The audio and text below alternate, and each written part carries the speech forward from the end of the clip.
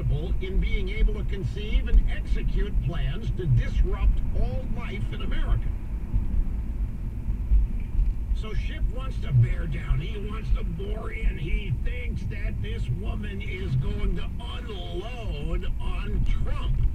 He thinks she's going to unload. She is so anti-Russian. She is so pro-Russian meddling that Schiff believes that she is going to say that the Russians meddled to help Donald Trump. And then the anvil fell on Wile E. Coyote again.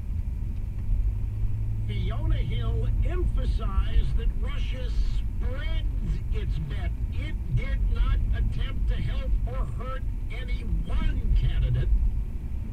Russia's efforts were to destabilize the American citizens' belief in the validity of their elections. She made it a point of saying the Russians were not trying to help Trump and harm Hillary, or not trying to help Hillary and harm Trump, that they didn't care who won or lost. All they wanted to do was destabilize, to discredit whoever was going to win the election, to divide the American people, that they were not engaged in trying to engineer a specific winner. All they wanted to do was have a cloud over whoever did win. You could hear the air come out of the tires when she said this.